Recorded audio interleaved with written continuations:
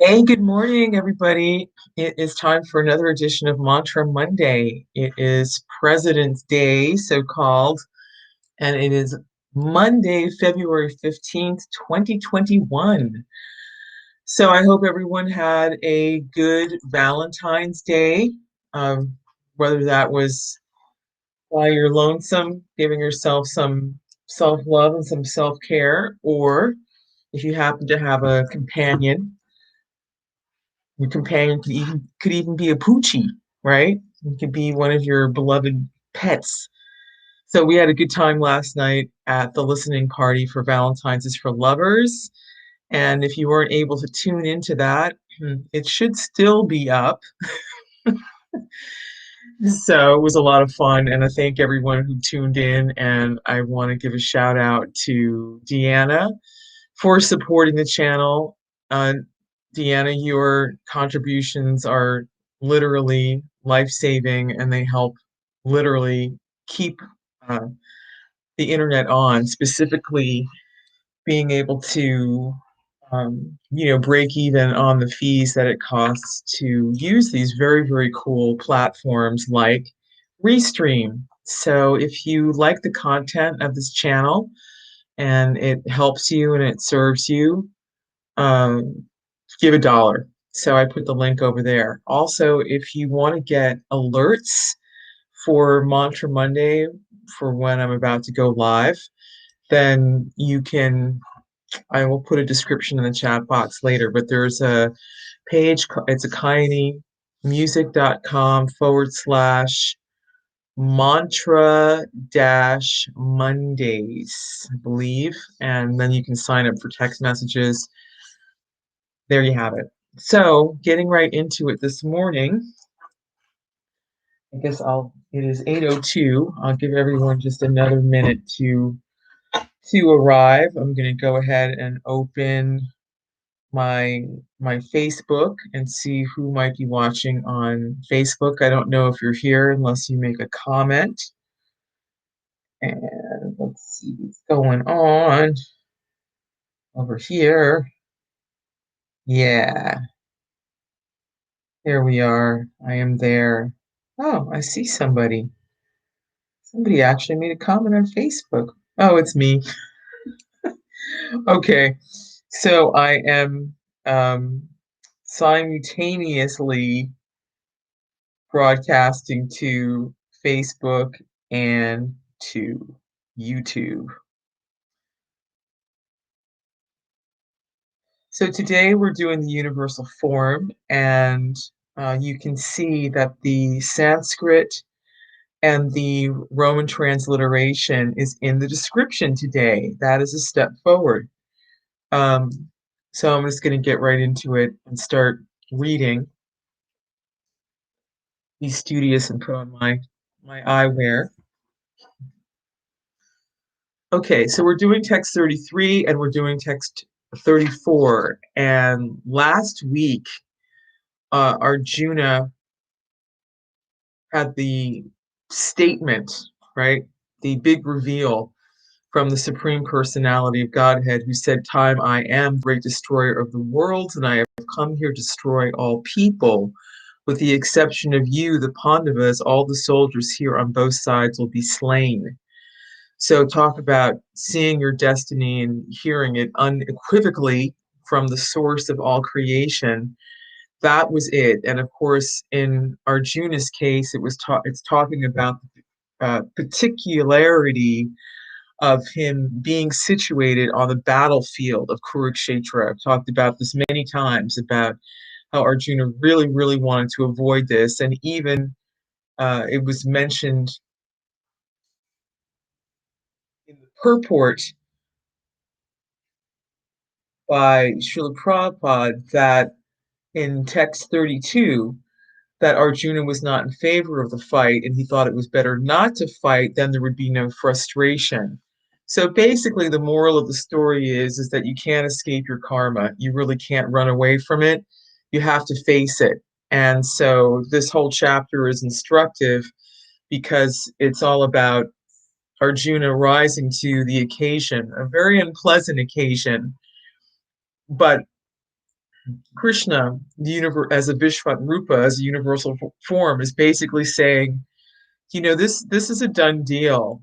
These people, if they don't die this way, if you don't perform your duty, they're going to die another way. But since we're here, and since we're here and now, and since you and your brothers are supposed to be inheriting the kingdom, because the kingdom is supposed to be run on the higher principles, this is it. This is the moment where you actually have to take a stand and you have to live up to your destiny.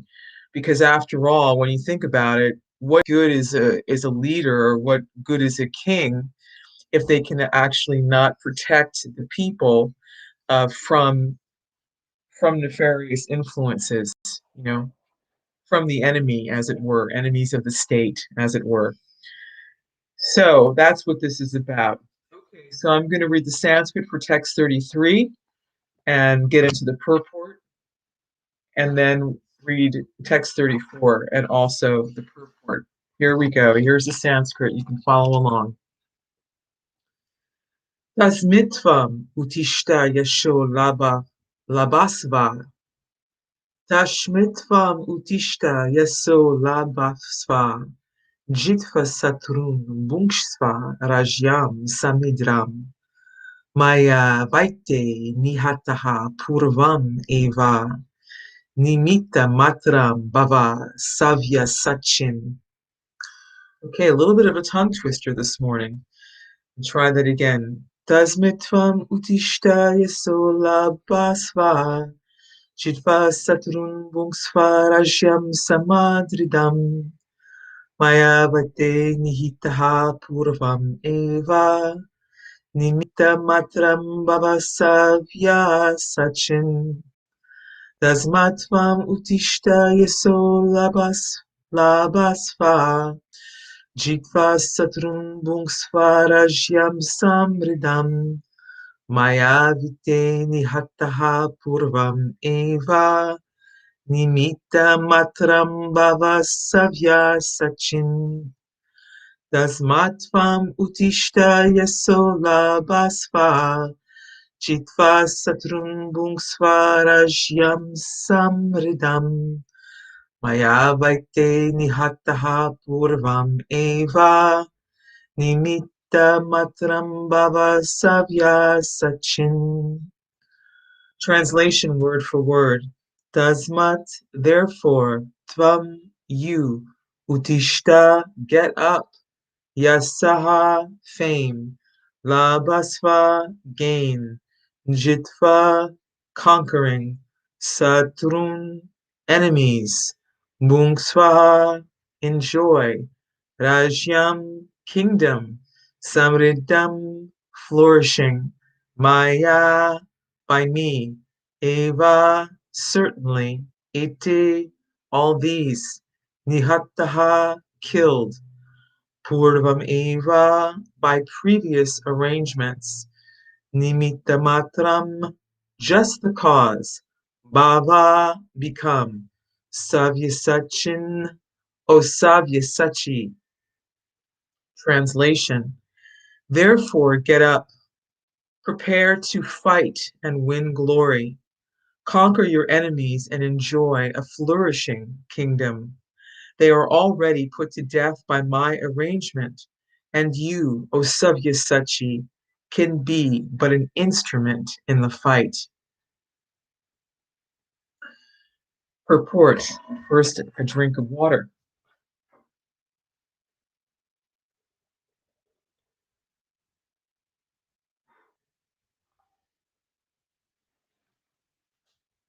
Savya-sācin refers to one who can shoot arrows very expertly in the field. Thus, Arjuna is addressed as an expert warrior capable of delivering arrows to kill his enemies. Just become an instrument, nimitta-mātraṁ. This word is also very significant. The whole world is moving according to the plan of the Supreme Personality of Godhead. Foolish persons who do not have sufficient knowledge think that nature is moving without a plan and all manifestations are but accidental formations. There are many so-called scientists who suggest that perhaps it was like this or maybe like that, but there is no question of perhaps and maybe. There is a specific plan being carried out in this material world. What is this plan? This cosmic manifestation is a chance for the conditioned souls to go back to Godhead, back to home. As long as they have the domineering mentality, which makes them try to lord it over material nature, they are conditioned. But anyone who can understand the plan of the Supreme Lord and cultivate Krishna consciousness is most intelligent. The creation and the destruction of the cosmic manifestation are under the superior guidance of God. Thus, the battle of Kurukshetra was fought according to the plan of God. Arjuna was refusing to fight, but he was told that he should fight in accordance with the desire of the Supreme Lord. Then he would be happy. If one is in full Krishna consciousness and his life is devoted to the Lord's transcendental service, he is perfect. Okay, so it's really, really important to understand the context of everything. And while violence is certainly not desirable, sometimes it is unavoidable. And in this case, again, savya-sācin is a name for Arjuna because Arjuna was known to be an expert archer. This is, in fact, how one of the ways in which he actually was able to marry his bride, the way he was able to marry Draupadi. Draupadi was a very qualified princess. She was the daughter of a great king. And in that case, she held her own svayamvara, her own marriage ceremony. In other words, a competition, to decide and to pick who would be the most qualified to marry her. And it so happens that Arjuna was able to shoot the a fish through its eye that was suspended from the sea by looking in a pool of water that was on the floor. Okay, so he did it, right? A lot of people tried, but only he was able to do that. Remember, he is the son of Indra, right? And so he was given an incredible bow and arrow that was befitting his skill. So this is just a reference. Krishna's making a reference to just one of Arjuna's many accomplishments as a talented archer. And archery also has that, kind of symbolism, right? Is that you have to concentrate on hitting your target. Your concentration has to be unflinching. So this is the concentration that Arjuna needs to go into battle with, because this is a very, very serious situation that he's in. The other side, they are shooting to kill unequivocally, but that's not that's not his destiny. That's not what is supposed to happen. There's supposed to be a flourishing kingdom. In other words, everyone in the kingdom is supposed to be taken care of and protected, including the animals in the kingdom. But Duryodhana, the son of Dhritarashtra, has demonstrated over and over again that that's not really his interest. He is more interested in his own glory. And he is essentially an assassin. That has been his behavior towards his own family members. So to move on in this purport, it says the whole world is moving according to the plan of the Supreme Personality of Godhead. So there is a line in the Bhagavad Gita that is actually, see if I can find it. Of course, I'm only remembering in English right now, but essentially it is saying that as conditioned souls, we are we are manipulated, we are controlled by the three modes of material nature. As long as we identify with this material body and with these material circumstances, we are like puppets, right?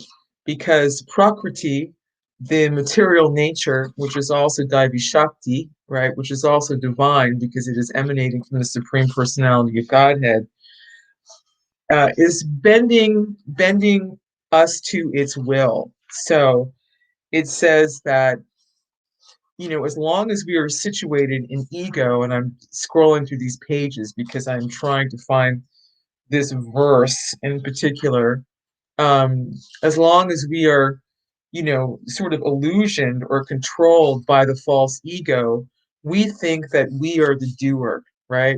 Think that we are the supreme controller. But in fact, we are being controlled by the energies of the supreme.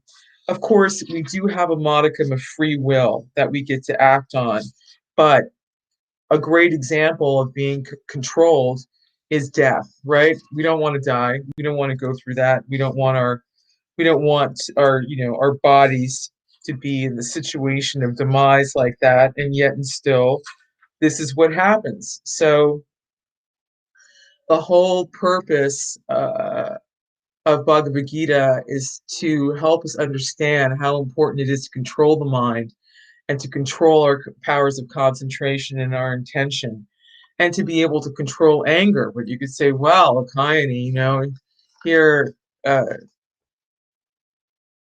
Arjuna essentially is being goaded on to become a little angry. And so, again, it all depends on how you use things. If you're using things in a material way, if you're not dovetailing, your actions in God consciousness and Krishna consciousness, then you simply become a foil of material nature. You simply become caught up in that cycle of birth and death.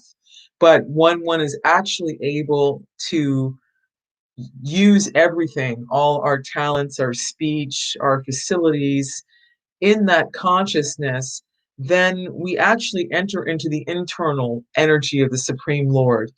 Our consciousness becomes elevated because we realize that we can be but an instrument, that we are not actually the doers, but that we are um, fulfilling our purpose, right? We are using the facility that we've been given as human beings in the purpose of transcendence. Now, this is a topic that I know, can be fraught and full of debate. And debate's a good thing. It's good to question these things and understand these things. But again, I think it's important for me to go back, or actually maybe to go forward, maybe forward all the different ways in which one can surrender. Krishna gives a very, very detailed response on that, which is very, very sweet.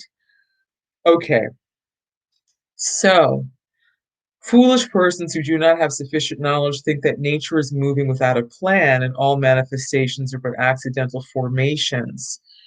So the Veda's purpose, as I say repeatedly, uh, and in particular the Bhakti text, is to really pull back the curtain on this whole mystery of creation and the universe. And it's very, very personal. There's a personality behind everything.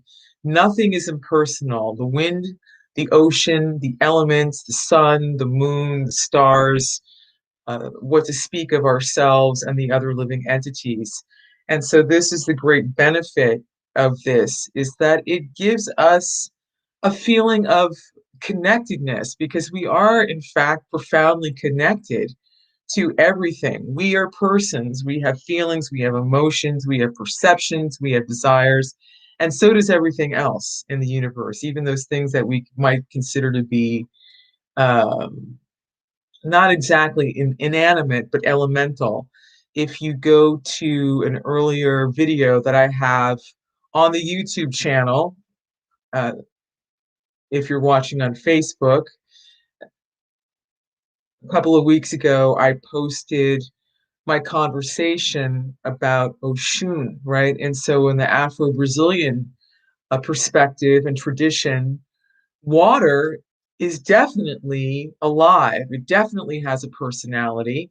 In fact, it has two personalities, right? There's Yemaya, who is the ocean, and then there is her daughter, Oshun, which is the representative of the sweet water.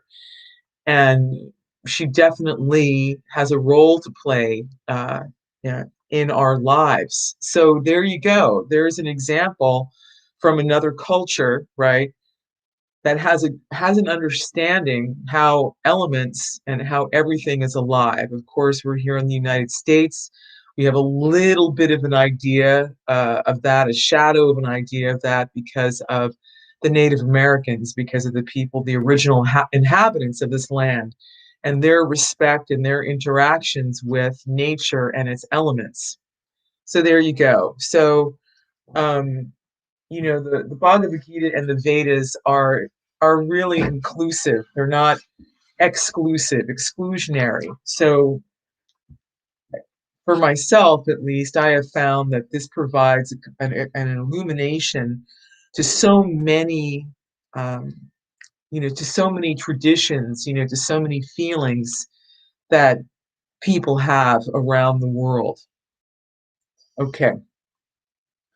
There are many so-called scientists who suggest perhaps it was like this or maybe like that, but there is no question of perhaps and maybe. So it's said that the Vedas are our mother, our mata, and the mother makes the father known to the child, right? Often, the first contact that we have, really, the person who brings us through is the mother, who feeds us, who nurses us at her breast, and who, little by little, introduces us to the world. And so, of course, the most important person in the family unit that a child can be introduced to is the father. Who is the father? What is the role of the father? How does the father provide guidance and care and protection and instruction to that child? So as far as bhakti yoga is concerned, all of us, all the jivas, all the living entities, uh, are being given knowledge or can have access to that knowledge by the Vedas, because Krishna says, by all the Vedas, I am to be known, right? He is uttama shloka. So there's no vagueness here. There's no mental speculation here. There's no uncertainty here. There's no need to feel lost. So there is a specific plan being carried out in this material world. What is this plan? This cosmic manifestation is a chance for the conditioned souls to go back home, back to Godhead. And this can be done, or this is actually often done here because of the unpleasantness that we experience here, to say the least, right? If we're not experiencing unpleasantness due to the elements and due to the weather, or if we're not experiencing unpleasantness due to our own mind and body, we are certainly experiencing unpleasantness at the hand of our fellow man.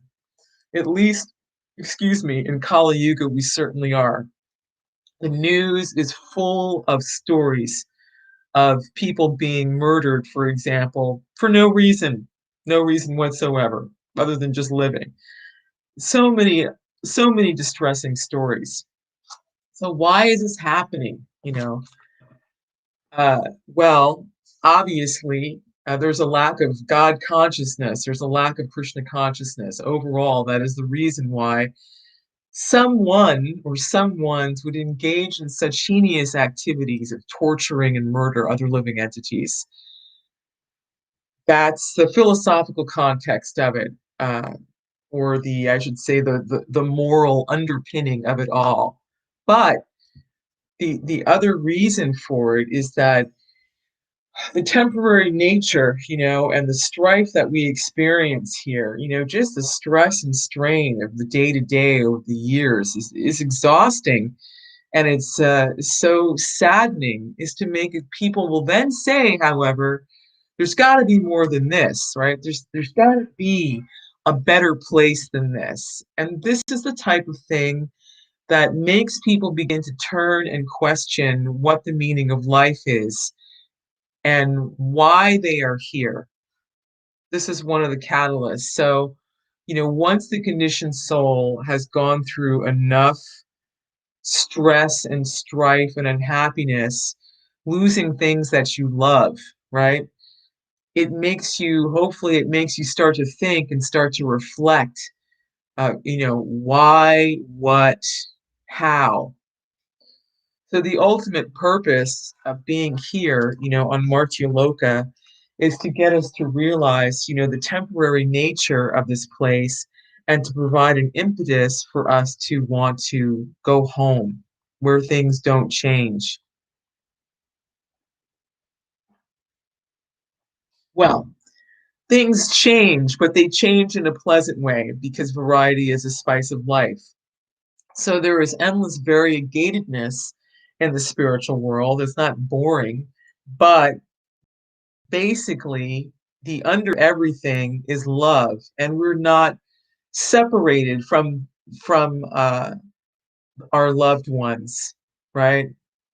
We're not, there's no separation there. There is a joyful meeting every day. Okay, so but why are we here, right?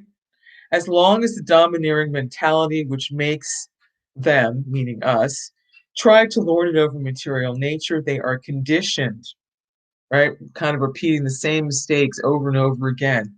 Well, maybe if I, take birth in this family, well, maybe if I do this in this lifetime, right? The living entity is wandering throughout the universe, trying to find the perfect set of circumstances upon which to live.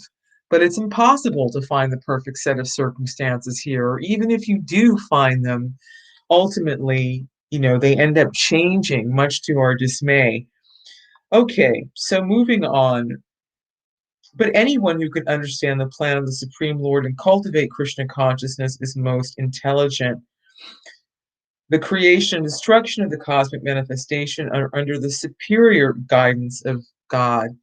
So Krishna says, whoever can understand the transcendental nature of my appearance and disappearance leaves this material world never to return again, right? Once you get it, you can feel a profound sense of knowledge, a profound sense of wisdom, and you make your exit point to Vaikuntha, to a place without fear, to the spiritual world. Okay, then it says, thus the battle of Kurukshetra was fought according to the plan of God. Arjuna was refusing to fight, but he was told that he should fight in accordance with the Supreme Lord. Then he would be happy. If one is in full Krishna consciousness and his life is devoted to the Lord's transcendental service, he is perfect. Okay, so this can be hard for us to understand because we are so locked into being stubborn and doing things our way. How many of us have really experienced this feeling of transcendence? How many of us have actually felt of doing something in accordance with Krishna's will and not our own will? There is a satisfaction that is derived from that, which is unlike any other feeling because it comes from the soul. It is an eternal feeling. There is an example that comes to mind, a lesser example than what Arjuna is going through here, but this is making me remember when I was attending lectures and talks at 26 Second Avenue in Manhattan. which was the first temple that was ever established in the Western world by Srila Prabhupada way back in like 1966. I believe it was 66, about that time. Um, there was a personality that used to go there who was annoying. I found this person to be very annoying, and I found them to be annoying because they were not, they were not polite. In other words, they were always putting themselves forward in front of everyone else, pushing themselves forward and kind of demanding a place to sit down. And they would always arrive late, when things had already started. They could never seem to get there early and seat themselves early, which I suspect was a ploy for attention also. And they had a cane, and it was, this would happen week after week after week. And I just found it to be so, disrespectful and disruptive. And also, I thought to myself, this is a man, right? And this is an older man. This is someone a middle-aged man who should have some sense of, decorum, some sense of manners, some sense of etiquette, right? No, no. So one one week, uh, they came in, and the only place, I don't think there actually was any place left to sit down because it was a small space and it was packed, to the packed, packed, packed. And I looked at him, and he needed a place to sit down, and I looked at him, and that inner dialogue that I had again of like, oh, this guy is so annoying and this and that, sort of started to kick in. However, there was another impetus that I felt from within my heart that said, Chaitya Guru said, get up and give this man your seat. And it was very, very clear. And I could understand that Krishna was trying to instruct me from within, basically getting me to treat everyone equally, even someone that I didn't like, right? Even someone that I found annoying.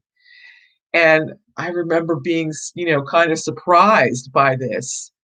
But I thought, well, you know, this is a direct instruction, from within my heart to do this. And even though I, right, my mind, my ego, my sense of right and wrong and morals and all of this, I know what the principle is. I know what a yogi is actually supposed to be doing. A bhakti yogi is actually supposed to be doing.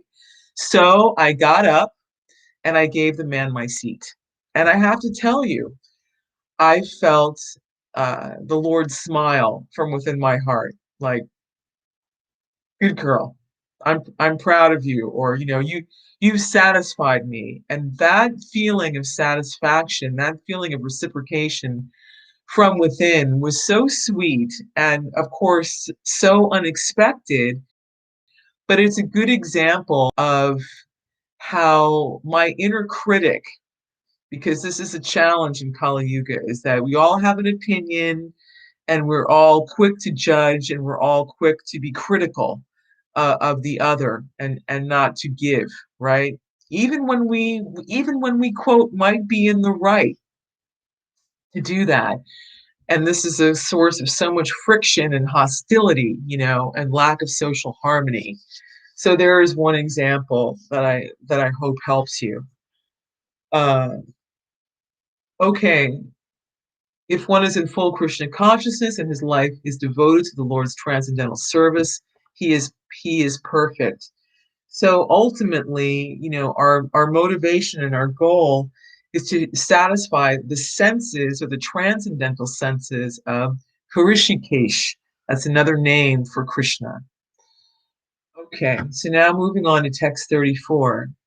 droṇaṁ cha bhīṣmaṁ cha jayadrathaṁ cha karṇaṁ tathānyān api yodha-vīrān mayā hatāṁs tvam jahi ma vyathiṣṭhā yudhyasva raṇe sapatnān. Okay, that was a bit of a tongue twister. Let's see if we can sing this. droṇaṁ cha bhīṣmaṁ cha jayadrathaṁ cha karṇaṁ tathānyān api yodha-vīrān mayā hatāṁs tvam jahi vyathiṣṭhā yudhyasva jetāsi raṇe sapatnān. So I'm going to sing that again. droṇaṁ cha bhīṣmaṁ cha jayadrathaṁ. Excuse me. droṇaṁ cha bhīṣmaṁ cha jayadrathaṁ cha karṇaṁ tathānyān api yodha-vīrān mayā hatāṁs tvam jahi vyathiṣṭhā yudhyasva jetāsi raṇe sapatnān. droṇaṁ cha bhīṣmaṁ cha jayadrathaṁ cha karṇaṁ tathānyān api yodha-vīrān karṇaṁ tathānyān api yodha-vīrān mayā hatāṁs tvam jahi vyathiṣṭhā yudhyasva jetāsi raṇe sapatnān. Okay, word for word translation. droṇaṁ cha, also drona. bhīṣmaṁ cha, also bhīṣma. jayadrathaṁ cha, also jayadratha. karṇaṁ, karna. tatha, also. Anyan, others. Api, certainly. yodha-vīrān, great warriors. Mayā, by me. Hatān, already killed. Tvam, you. Jahi, destroy. Ma, do not. Vyathiṣṭhā, be disturbed. Yudhyasva, just fight. jetāsi, you will conquer. raṇe, in the fight. sapatnān, enemies. Translation. Drona, Bhīṣma, Jayadratha, Karna, and the other great warriors have already been destroyed by me. Therefore, kill them and do not be disturbed. Simply fight, and you will vanquish your enemies in battle. Purport. Every plan is made by the Supreme Personality of Godhead, but he is so kind and merciful to his devotees that he wants to give the credit to his devotees who carry out his plan according to his desire. Life should therefore move in such a way that everyone acts in Krishna consciousness and understands the Supreme Personality of Godhead through the medium of a spiritual master. The plans of the Supreme Personality of Godhead are understood by his mercy, and the plans of the devotees are as good as his plans. One should follow such plans and be victorious in the struggle for existence.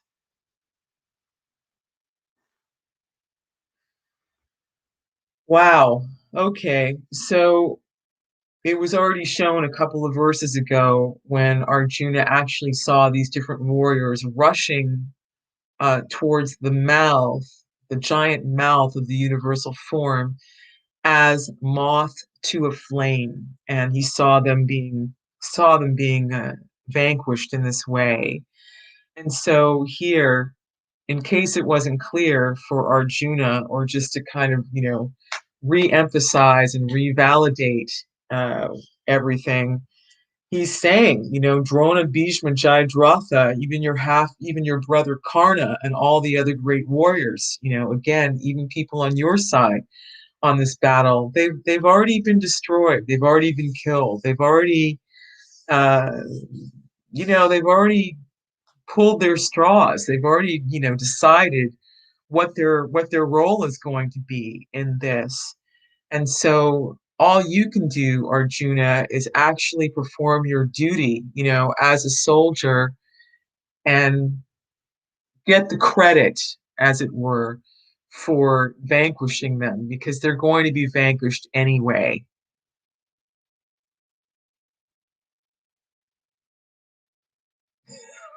So don't really know much more what else to say about that. again, other than, this is Srila Prabhupada, and this is Krishna, kind of emphasizing and underscoring, the fate and the destiny that Prince Arjuna uh, must meet and must rise to. That this has all been laid out. Again, if you haven't read the Mahabharata, I highly recommend that you read it. So that is all for today. Next week, we're going to get into text 35, and we're going to get into text 36. And we're not that far away from the end of this chapter from the Universal Form. Again, this only has 55 verses to it, but it is very deep, it is very profound. It is going to be followed by chapter 12, which is all about devotional service. This is quite a conversation that they're having on this battlefield. I mean, one can only try and imagine, how time is actually moving here. It's a very interesting.